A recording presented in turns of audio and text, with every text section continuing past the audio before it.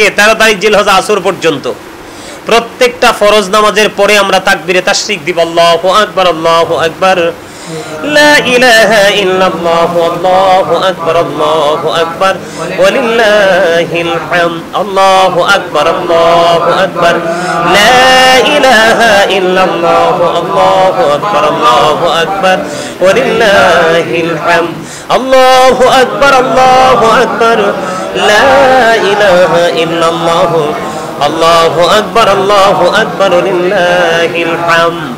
আলহামদুলিল্লাহ। ওই দিনে কিন্তু আমাদের জন্য নিয়ামতে পরিপূর্ণ আমল রয়েছে। কি রয়েছে? যেমন আমরা যখন ঈদগাহে যাব, আমরা রাসূলকে ফলো করে যাব। আমার নবীজি যখন রমজানের ঈদের জামাত পড়তে যেতেন, তখন তিনি বেজোর খেজুর খেয়ে যেতেন। এই আমলটা আমরা করা, বেজোর খেজুরকে ঈদগাহের দিকে যাওয়া, এটা আমাদের জন্য সুন্নাহ। এটা আমরা কি করব? আমলটা করব। আল্লাহর হাবিব ঈদুল ফিতরের নামাজে না খেয়ে যেতেন না, আর ঈদুল আজহার নামাজ তিনি শেষ না করে কিছু খেতেন না।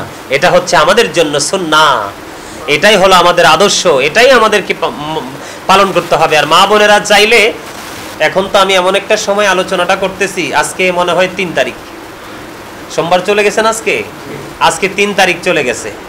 কেউ যদি চায় তাহলে কি করতে পারবে? ওই যে 9 তারিখ 10 তারিখ তো ঈদে, 9 তারিখ পর্যন্ত আপনারা চাইলে এখন থেকে 9 তারিখ পর্যন্ত আপনারা মা বোনেরা ভাই বাবারা যারা রাখতে চান তারা রোজা রাখতে পারবেন। আল্লাহ যেন আমাদেরকে রোজা রাখার এবং তাকবীরে তাশরিক দেওয়ার জন্য তৌফিক দান করে। সকলে বলুন আমিন। আর জোরে আমিন। আরো কিছু সমস্যা আমাদের মাঝে আছে। আমি যখন আমার গ্রামে গেলাম কিছুদিন আগে, কুরবানি নিয়ে আলাপ আলোচনা করলাম, অনেক মানুষ আমার কাছে আপত্তিকর বক্তব্য দিল। কি আপত্তিকর? আমার কাছে বড় অদ্ভুত লাগলো। মানুষের গোশত খাওয়ার পিপাসা কি এত বেশি? ধরেন 7 জনে কি করলো? 7 জন শরীক একটা গরু দিয়ে কুরবানি দিল। এখন 7 জনে কুরবানি দেওয়ার পরে গরুর গোশতটাকে, পুরো গোশতটাকে 8টা ভাগ করলো। গত বছরও নাকি আমাদের এলাকাতে এরকম করছে। কোন হুজুর নাকি ফতোয়া দিছে। কি দিছে? আমি আপনি আমরা তো গায়ের জোরে যা ইচ্ছা তাই করতে পারি না?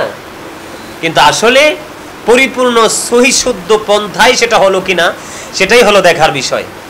এই জন্য আল্লাহ রাব্বুল আলামিন যেই কোনো কথাই বলেছেন, ইয়া আইয়ুহাল্লাযিনা আমানু বলেছেন, ইয়া আইয়ুহান নাস বলেছেন। এর মধ্যে সবচেয়ে বেশি যেটা খুঁজে পাই, ইয়া আইয়ুহাল্লাযিনা আমানু, আল্লাহ রাব্বুল আলামিন হে ঈমানদার বলে ডাক দিয়ে বলেছেন। সবচেয়ে উত্তম যে পন্থা, কুরবানির পশুটা কিনে জবাই করার পরে গোশতটা যারা শরীকরা নিবে, সবচেয়ে উত্তম, যেটাকে মুস্তাহাব বলা হয়, উত্তম যে পন্থাটা সেটা হলো গরুটাকে জবাই করে, পশুটাকে জবাই করে গোশতটা 3টা ভাগে ভাগ করা হবে। কয়টা ভাগে? 3টা ভাগে ভাগ করা হবে। একটা ভাগ আপনার সমাজের গরিব দুঃখী অসহায় মানুষের জন্য, আর আরেকটা ভাগ আপনার আত্মীয় স্বজন যারা রয়েছে দূর দূরান্তে, তাদের কি নাই কুরবানি তারা দিতে, কেউ দিল বা কেউ না